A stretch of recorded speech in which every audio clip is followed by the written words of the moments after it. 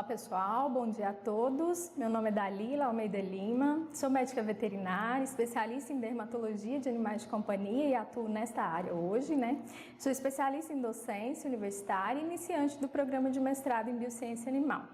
O tema da nossa aula hoje é hemoparasitose em cães. Foi um tema bastante questionado, Tiveram bastante perguntas do pessoal da teleconsultoria, E eu achei interessante abordar para vocês para ter mais um esclarecimento e tirar dúvida, em relação ao tema. Então, o que seriam as hemoparasitoses em cães? Nada mais é do que a doença do carrapato. Então, assim, elas são doenças causadas por patógenos, transmitidos por vetores hematófagos. Quem seriam esses vetores? Os carrapatos e pulgas, principalmente, tá? E qual seria o carrapato carreador dessas doenças principal em cães? O Rhipcephalus sanguíneos. Então, ele está aí em quase todas as doenças que eu vou abordar hoje, Existem mais de um tipo, de hemoparasitose e o Rhipcephalus está presente em quase todas as doenças como carreador, das hemoparasitoses, das doenças do carrapato. Hoje, na medicina veterinária, a gente tem um diagnóstico bastante frequente, de hemoparasitose. Então, assim, a gente tem manifestações clínicas variáveis, desde sinais imperceptíveis, que às vezes a gente não consegue, acompanhar ou observar a olho clínico, só com exames rotineiros, exames de sangue, até quadros clínicos mais graves, que o animal já chega bem mais debilitado, às vezes pra gente, que a gente não consegue reverter o quadro, levando esse animal a óbito. Quais são os tipos, de hemoparasitose hoje mais comuns em cães? Ehrlichia canis, Anaplasma platis, Babesia canis, Hepatosum canis e Mycoplasma hemocanis. Então, essas são as mais comuns no Brasil. A gente sabe que devido ao clima, temperatura e umidade favorável, a nossa região ela é propícia, Goiânia e em torno, é propícia para a proliferação de pulgas e carrapatos, Então, esses como parasitas, transmissores das hemoparasitoses. Então, a gente tem uma parasitose bem frequente aqui na nossa região e, de acordo com o período do ano, a gente tem hemoparasitose o ano todo. Existem trabalhos, relatos que falam que às vezes em períodos chuvosos, em seca e chuva, sol, trabalhos mais recentes de que a nossa região, principalmente Goiânia e em torno, a gente tem hemoparasitose o ano todo e a gente atende, a hemoparasitose o ano todo. Falar um pouquinho sobre prevalência e mortalidade, relacionado com a hemoparasitose. A gente pega mais hemoparasitose em ambientes bem infestados, onde tem um parasitismo maior, onde esses animais estão contaminados com o parasita e acaba que, quando tem infestação de carrapatos, esses carrapatos se contaminam e vão transmitir para os outros animais também. Animais que vivem em casa têm mais chances de pegar uma hemoparasitose do que os animais que vivem em apartamento. Não querendo dizer que animais que vivem em apartamento não tenham hemoparasitose ou não peguem hemoparasitose também, mas a prevalência é maior nos animais que vivem em casa, por estarem em quintais, onde os carrapatos têm mais alcance aí a esses animais, tá?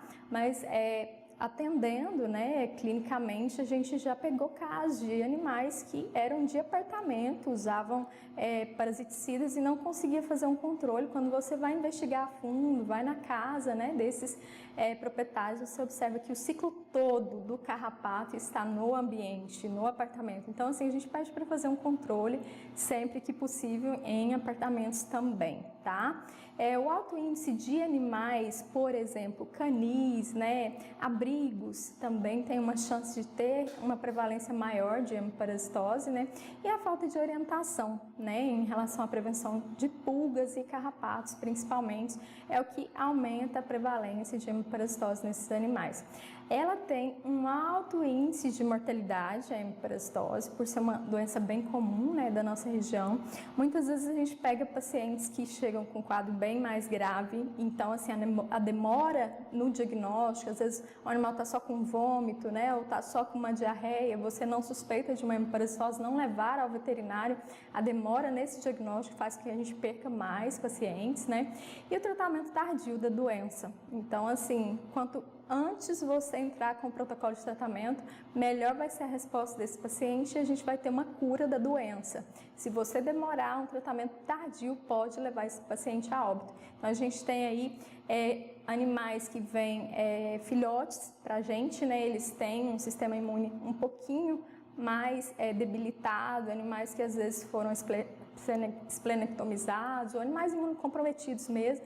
Esses animais têm uma chance de vir a óbito, né, por conta da questão da resposta imune desse paciente. Então a gente tem uma perca aí com mais de 50% de óbito, né, em relação à hemiparasitose em cães.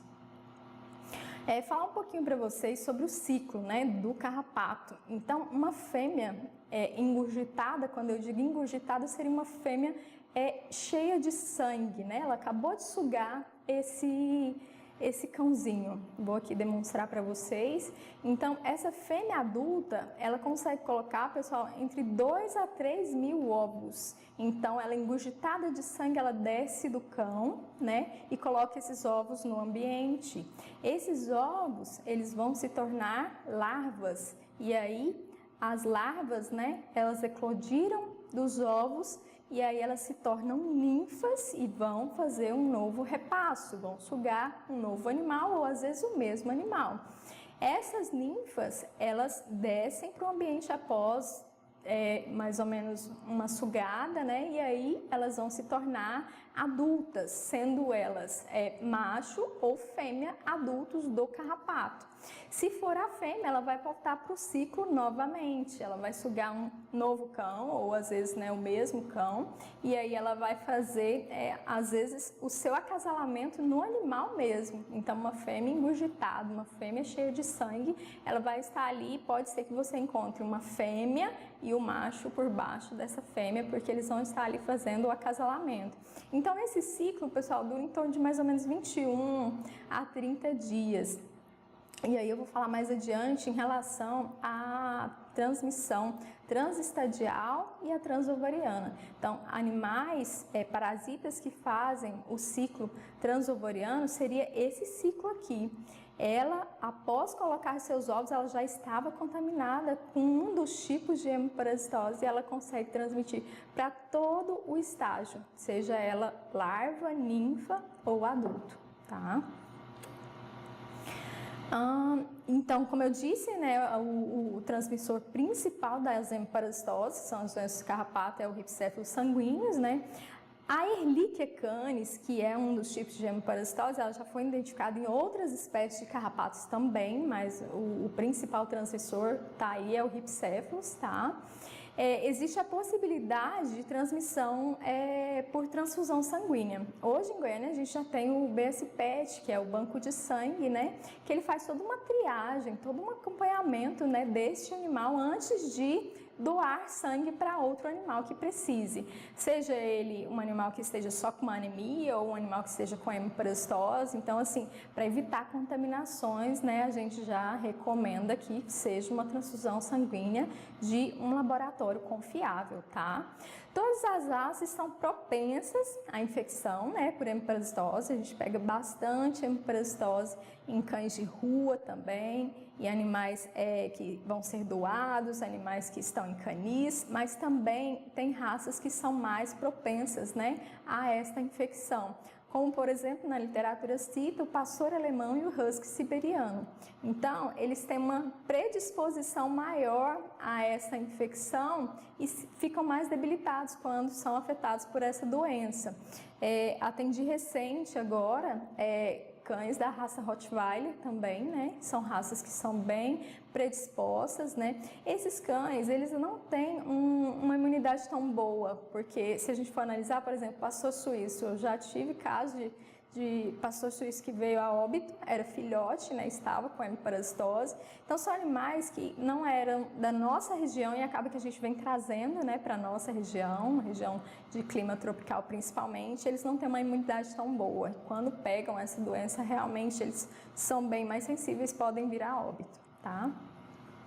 Eu dei um geral mais os sinais clínicos, pessoal, porque seria mais o que vocês têm que entender, né, de cada uma das doenças. Então, vou falar de cada uma delas, das 5, né, dos 5 tipos de hemiparasitose. Falando mais da Ehrlichia canis, porque ela está no início aqui, porque ela é que a gente mais atende, a que mais acomete os cães, né, está em principal. A gente pega bastante os outros tipos, mas essa causa alterações um pouquinho mais graves, né, também, além de, né, febre, que seria um dos principais sinais aí, né, que hipertermia, um dos principais sinais aí da hemiparasitose. Então, ela é causada por uma bactéria, né, do grupo das Rickettsia, e aí a Ehrlichia canis, ela tem vários sinais clínicos, ela desenvolve vários sinais clínicos no paciente, né, como apatia, anorexia, né, vômito, hiporexia, secreção oculonasal, esplenomegalia. Então tem aumento de baço, né, aumento de fígado, petequias, epístase. O que seria isso? O animal chega pra gente sangrando, né, o nariz, epístase, né, que seria sangrar pelo nariz, com pontos avermelhados, com a mucosa bem pálida. Esse aqui seria o sinal clássico, né, de um animal com hemiparasitose. Você faz tempo de preenchimento capilar e acaba que não tem, né, tempo de preenchimento capilar nesse animal. O animal chega bem magro, bem caquético, às vezes com vômito, né, diarreia. E na Ehrlichia canis a gente tem um sinal clássico que seria a uveíte, que está aqui, né? Seria aquele olho parecendo uma uva mesmo, né? E bem aumentado, que às vezes a gente tem que entrar com colírios, né? Atropina, para diminuir um pouco o aumento do globo ocular. Tá? E fora que a Ehrlichia, além desses sinais clínicos clássicos, ela também causa alterações neurológicas, né? A gente pega paciente aí com paralisia dos membros posteriores também. E aí, se você entra com um protocolo de tratamento, o animal responde com 5 dias, dependendo do quadro, às vezes vai 15, né? Às vezes vai 30, então depende de cada paciente. Essa é uma imagem minha mesmo, né? Como eu atendo mais na parte de dermatologia, mas antes eu atendia mais a parte clínica. Então, assim, na parte clínica a gente conseguia pegar bastante hemiparasitose, só que a hemiparasitose ainda está presente nos meus atendimentos dermatológicos também. Então, assim, esse era um paciente de alteração de pele, né? Um paciente idoso, cardíaco, ele chegou pra gente com bastante queda de pelo e aí, fazendo a avaliação do esfregaço, ele teve um sinal clínico que me chamou a atenção, que foi a questão do sangrar, minar sangue pelas orelhas, né? O cão não parava de sangrar, então assim, não tinha coagulação, né? A hemiparasitose, a Ehrlichia principalmente, não deixa o sangue coagular, então a anemia vem profunda, né? E aí, muitas vezes a gente pega muita hemorragia em vários órgãos. E aí, o que a gente encontrou no esfregaço da lâmina, né? Dessa pontinha de orelha? Eu peguei na ponta de orelha desse animal. Mórulas de Ehrlichia canis, tá? Então, assim, a lâmina tem hemácias, a lâmina tem células inflamatórias e ela tem um monócito, né? E aí, dentro desse monócito, ali no citoplasma, tem uma inclusão de Ehrlichia canis. Esse é o sinal clássico, o diagnóstico clássico, né, da Ehrlichia canis. Muitas vezes, dependendo do estágio, pessoal, a gente não consegue pegar a Ehrlichia, mas aí no hemograma já vai dizer para vocês, por exemplo, a anemia, plaqueta baixa, leucócitos baixos, né, vários desvios e várias alterações que você vai, né, ter um caminho aí para a hemiparasitose, tá? Anaplasma platis é uma bactéria também, né? O sinal clínico da Anaplasma platis seria trombocitopenia cíclica infecciosa, ou seja, é diminuição das plaquetas, né? Então, assim, causa bastante anemia, né? Com leucopenia e uma parasitemia que ela é cíclica, vai e volta. Falar um pouquinho de anaplasma, para mim, eu tenho um caso relacionado com filhotes que foram para exames rotineiros, iam vacinar, né? E a gente coletou sangue desses filhotes e aí o animal ótimo, né? Super bem, ativo, o filhote é todo brincalhão, né? Então, assim, tá bem, a gente sempre pergunta na primeira consulta, né? Na avaliação desse paciente, tá comendo bem, tá tudo ok, não tá tendo vômito, nem diarreia? Não, doutora, tá tudo ok. Coletando sangue, as células vermelhas estavam até boas, leve diminuição, e aí quando você observa na pesquisa de hematozoários, você vê aqui no laboratório eles mandam pra gente Anaplasma SP, né? Porque muitas vezes não dá para fazer uma diferenciação. Nessa microscopia aqui por PCR, eles já fizeram a diferenciação de Anaplasma platis, né? E é através da picada de um ripocéfalo sanguíneo nesse paciente. Então, assim, é um exame mais preciso, né? Que ele vai buscar ali DNA e dizer qual espécie está acometendo esse paciente. O interessante é que ela não afeta as células de defesa, ela afeta as plaquetas. Então, a gente pode encontrar 1, 2 ou 3 pontos de inclusão nas plaquetas desses animais. Esse seria o diagnóstico para Anaplasma, né? Principalmente Anaplasma platis, que é o que acomete mais os cães. Falar um pouquinho da babésia. A babésia, ela é uma hemiparasitose bem grave. O pessoal que vai na zona rural aí já deve ter ouvido falar da febre de bovinos também. Ela comete animais aí de grande porte também. Ela é uma hemiparasitose bem considerável, né? E ela é bem grave na parte de pequenos animais, relacionado com cães principalmente. Por quê? Porque ela é um tipo de hemiparasitose que debilita bastante o animal vem com anemia profunda, né? Vem bem desidratado e aí ele tem um sinal clássico diferente das outras, que seria aqui, ó, anemia com icterícia. O que seria isso? Amarelamento, né, da mucosa e do soro em si, né? Se você coleta sangue do animal, você deixa ele lá para fazer, né, a coagulação e separar o soro do sangue, você consegue ver que o soro está bem amarelado, né? Então, assim, a pele e mucosas desses pacientes que adquirem babésia, eles vêm bem amarelados. Então, é um sinal clássico, assim, dessa doença. E ela é uma doença bem grave, a gente tem bastante percas também. O principal parasita, né, seria Babesia canis e Babesia gibsoni. E ela é uma das que eu comentei com vocês. Além da transmissão transestadial, ou seja, quando eu disse que tem o ciclo do carrapato, no ciclo do carrapato, através de estágios de larva para ninfa, ela foi sugar um cão e se contaminou, né, com a babésia. E aí essa babésia vai passar de estágio para estágio.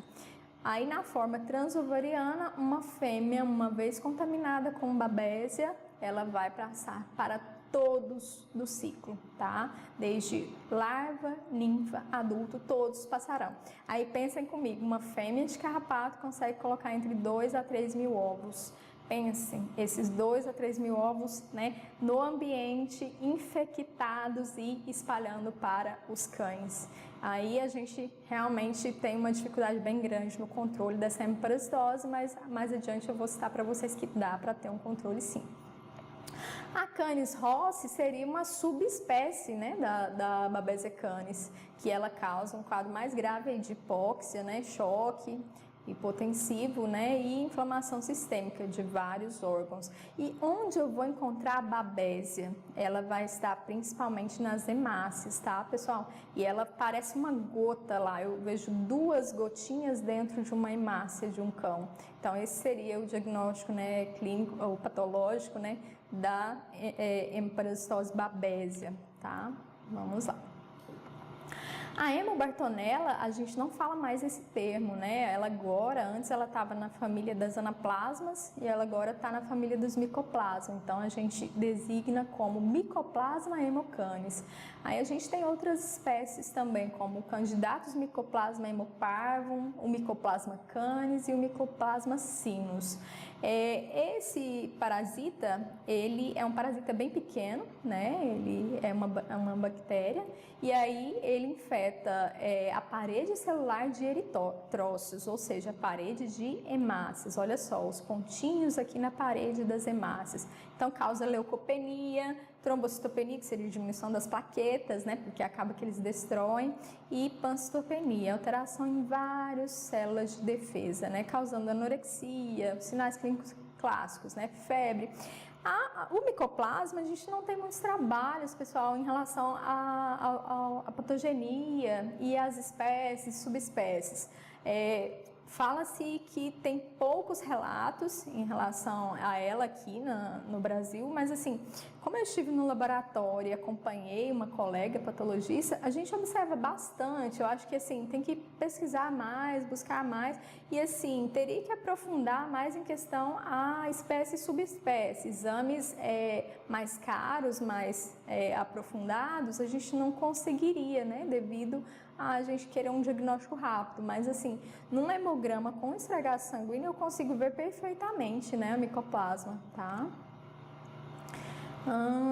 E o último, para a gente encerrar aqui, dos tipos de hemoparasitose, seria o protozoário do gênero Hepatosum, tá? E aí, ele tem mais de 300 espécies espalhadas aí, né, por todo o Brasil e o mundo. Só que 46 a gente está designada mais para mamíferos. O resto a gente vê essas espécies em aves, anfíbios e répteis, tá? Os principais são Hepatosum canis e Hepatosum americano. A gente vai encontrar mais o Hepatosum canis. E aqui a gente já observa que não só o Rhipicephalus sanguineus está envolvido, né? Não só o carrapato Rhipicephalus sanguineus está envolvido na transmissão dessa doença, como também o Amblyoma cagenense, né? Que eu vou falar, acho que uma brechinha para vocês, a febre maculosa, que ele também está envolvido, Amblyoma ovale e Amblyoma aureolatum. Então, pessoal, por que esses carrapatos estariam envolvidos também na transmissão dessa hemoparasitose, né, desse protozoário? Ela é uma hemoparasitose mais comum nas zonas rurais, então a gente não pega muito hepatosum aqui na zona urbana. Ele é um parasita que está mais presente nas zonas rurais, então acaba que esses carrapatos, amblioma, né, eles são mais comuns de zonas rurais, eles, né, estão mais em zonas rurais. Ela causa febre, paralisia, anorexia. Emaciação seria o quadro de emagrecimento, né, desse animal como um todo. Também tem descargas oculares, né?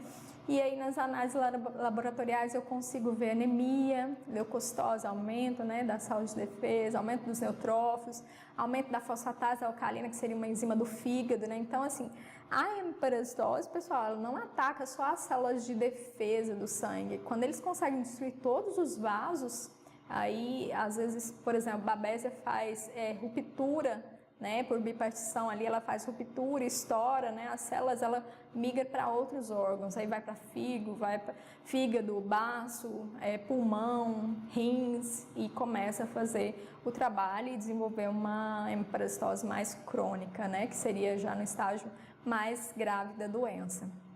O que a gente encontra na hepatozoonose, né? Seriam gamônides intraleucocitários em neutrófilos e monócitos, como eu mostro aqui para vocês, ó. Esses seriam os monócitos, né, aqui neutrófilos, né, e aqui parecendo uma cápsula, né, de medicação sem nada dentro, seria um hepatosum, né, um hepatosum dentro de uma célula de defesa, seja neutrófilo ou monócito, num esfregaço de sangue.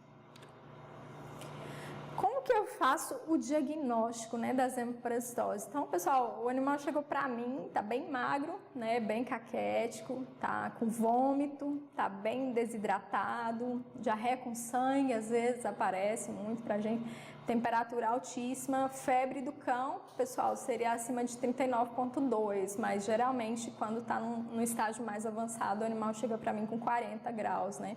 E aí, o que eu vou fazer nesse animal? Vou fazer uma avaliação clínica, né? Avalio esse paciente, observo como é que está o tempo de preenchimento capilar, desidratação, né? Avalio a auscultação, avalio, né, coração, avalio a desidratação desse animal e aí depois a avaliação clínica, busca o parasita, é importante buscar parasitas no animal, pergunta, né, para o proprietário, teve pulga, teve carrapato? Não, né, nunca teve. Os proprietários sempre respondem pra gente, não, doutora, tá limpinho, nunca teve. De repente, ou você encontra, ou você acredita nele e vai para o hemograma, tá? Hemograma, o que a gente vai buscar nesse hemograma? Ver se as células de defesa estão baixas, se a série vermelha, né, está alterada, hematócrito, hemácias, né, se está alterado.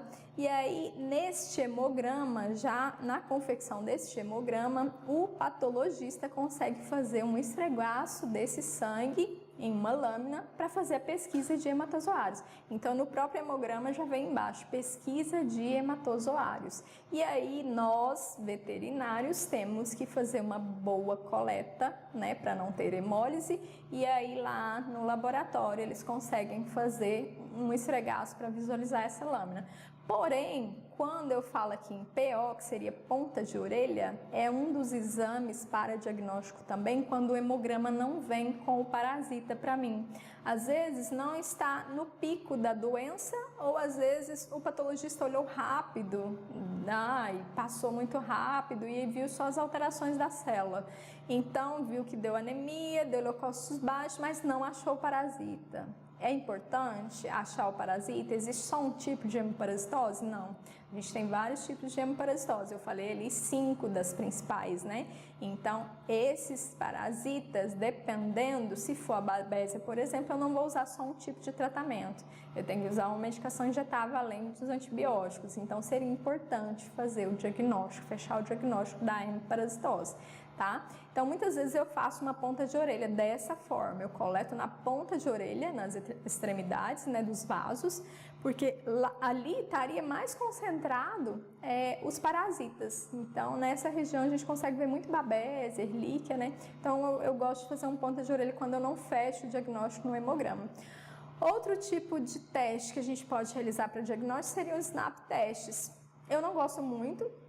Ele está aqui, a gente usa o 4DX, né? Eu não gosto muito de usar, mas a maioria dos colegas usa numa necessidade, por exemplo, de um cão que está com alteração de coagulação, o hemograma deu só uma leve alteração de células vermelhas, está só com anemia e aí ele vai para a cirurgia. Esse animal vai fazer uma cirurgia de castração, por exemplo.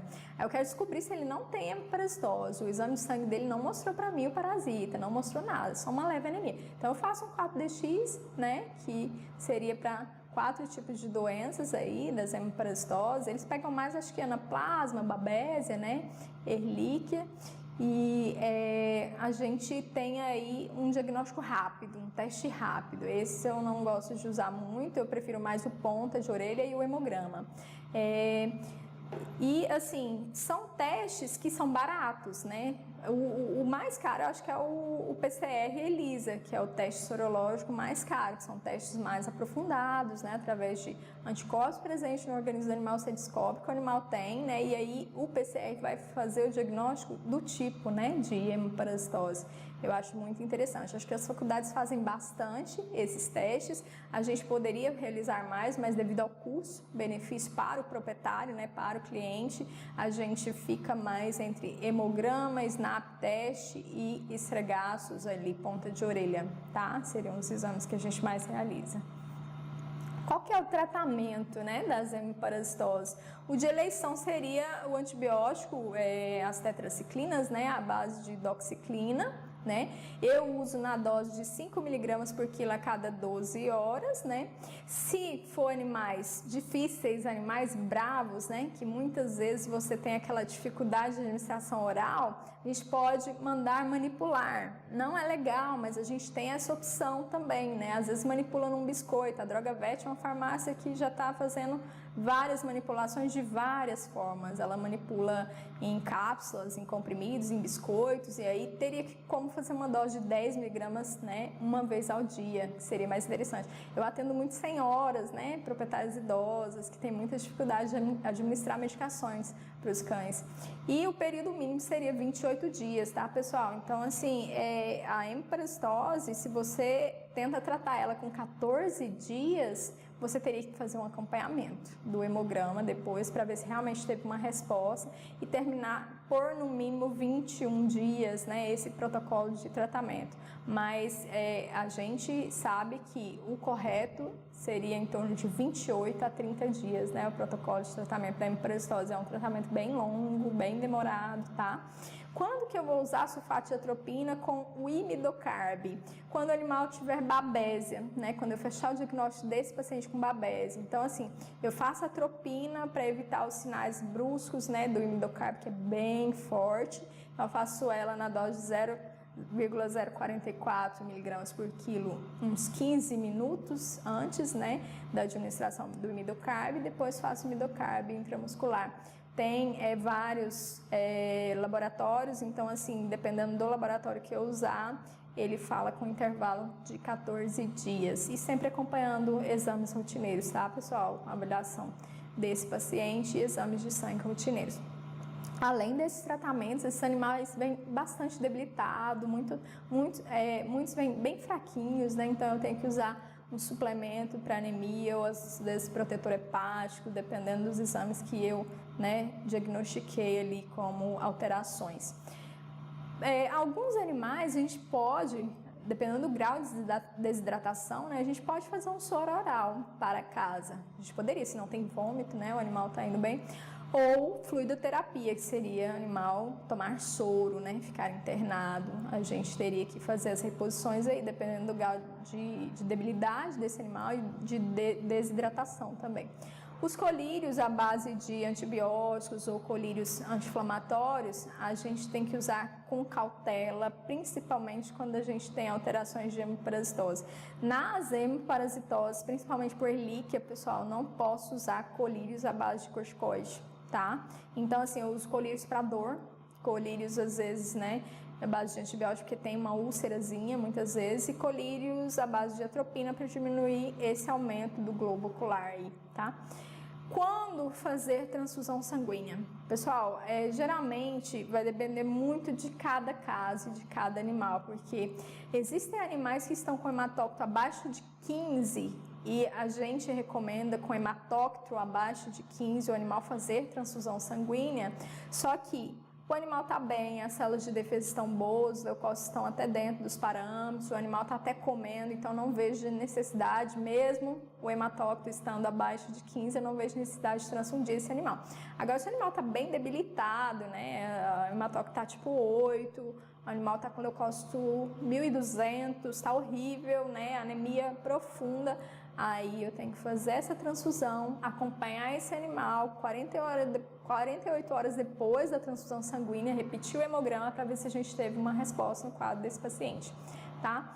E a dúvida entre as perguntas que eu tive foi, internar ou não internar esse paciente? Posso fazer, doutora, tratamento em casa ou não, né?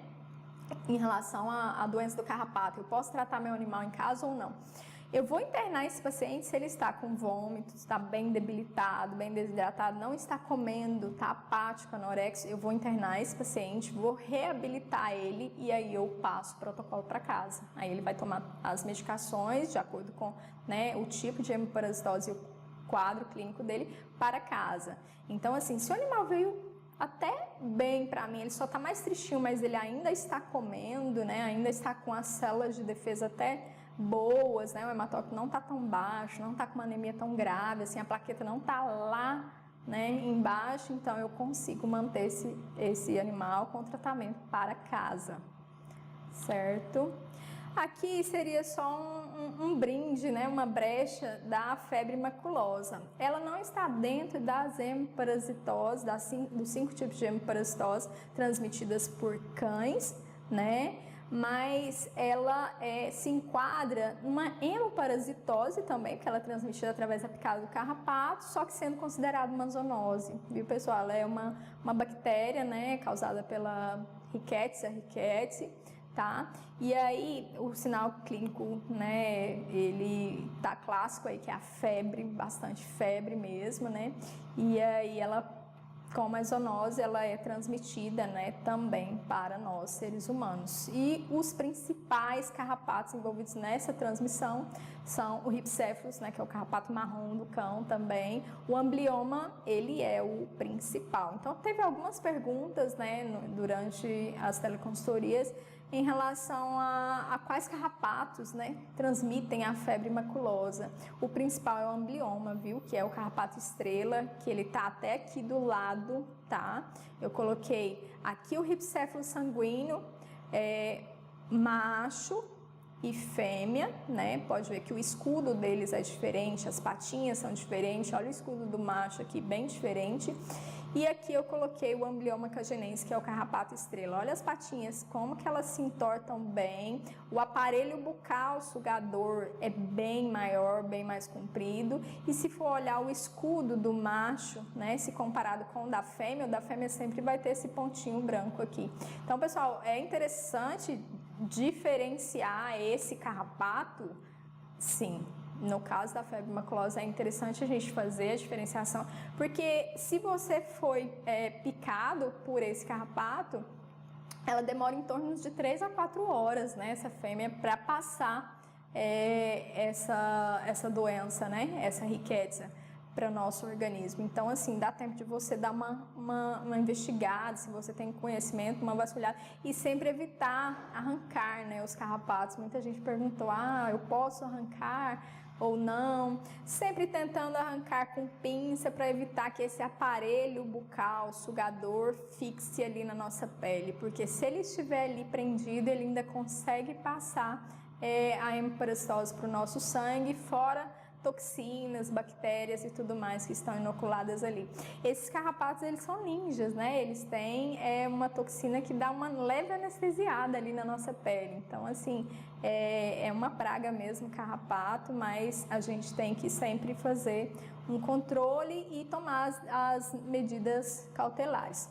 Então, a febre vem entre 2 e 3 dias, causando letargia, vômito, anorexia, aumento de linfonodos, aumento de baço, né? Lesões cutâneas, esse aqui é clássico na febre maculosa, né? A gente tem edema, hiperemia, que é as mucosas e a pele bem mais avermelhada, né? O animal fica com muita dor que não consegue caminhar e aí o diagnóstico essencial seria por imunofluorescência. Esse diagnóstico, pessoal, demora muito para ficar pronto, né? A gente manda para o laboratório e demora muito para ficar pronto. Então, o certo